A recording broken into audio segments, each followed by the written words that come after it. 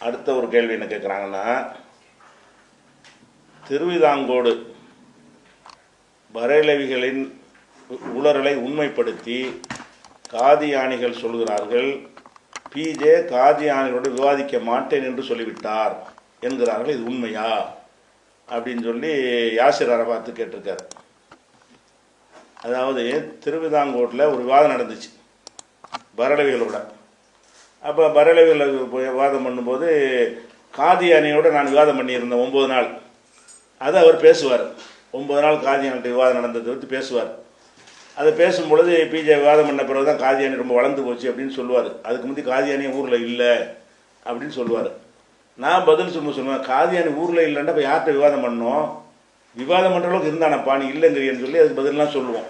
இந்த விவாதத்தினுடைய அந்த கிளிப்பிங்கை போட்டது கீழே இந்த காதியானிகள் என்ன கமாண்ட் பண்ணுறாங்கன்னு கேட்டால், காதியானின்னா விவாதிக்க மாட்டேன்னு பிஜே சொல்லிட்டார், பயந்துடாரு தெரியுமா அப்படின்ற மாதிரி என்ன செய்கிறாங்கன்னா ஒரு கமாண்டை போட்டு அதை பரப்பி கொண்டிருக்கிறார்கள். காதியானிகளை நாம் விவாதத்துக்கு அழைச்சி அவங்க ஓடிக்கொண்டிருக்கிறார்கள் என்பதுதான் உண்மை.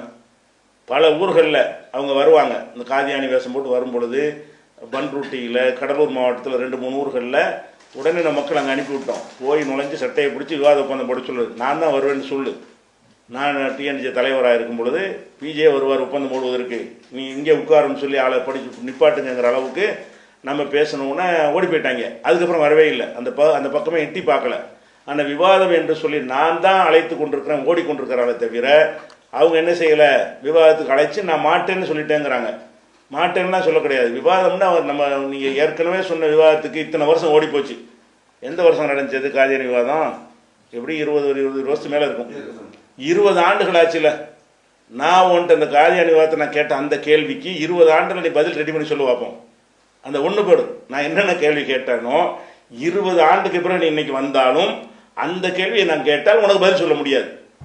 அவ்வளவுக்கு நெத்தியடியாக அந்த காதியானி விவாதத்தில் நான் சில கேள்விகள் நினைஞ்சிருக்கிறேன்.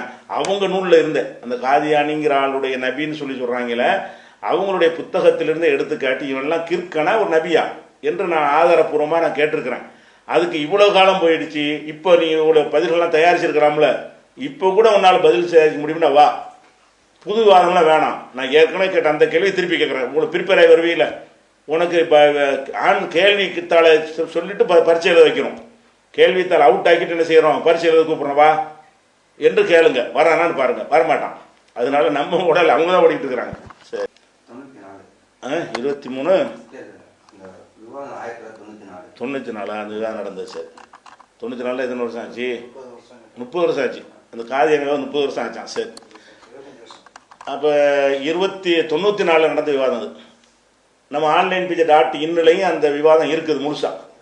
காதியானுடைய விவாதம் என்பது நம்ம ஆன்லைன் pj.in போனீங்கன்னு சொன்னால் 3 தலைப்பில் மிர்சா குலாம் என்ற நபியா பொய்யனா என்கிற ஒரு தலைப்பு, ஈசா நபி மரணித்து விட்டார்களாங்கிற தலைப்பு, நபிகள் நாயகத்துக்கு பிறகு நபி வர முடியுமான்னு ஒரு தலைப்பு, 3 தலைப்புகளில் அந்த விவாதம் நடந்திருக்கிறது. 3 தலைப்புகளுமே நீங்கள் என்ன செய்யலாம், அந்த ஆன்லைன் pj.in நீங்கள் பார்த்து கொள்ளலாம்.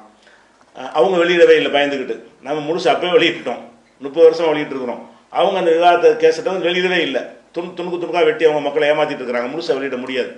சரி, இப்போ கேள்விக்கு வருவோம்.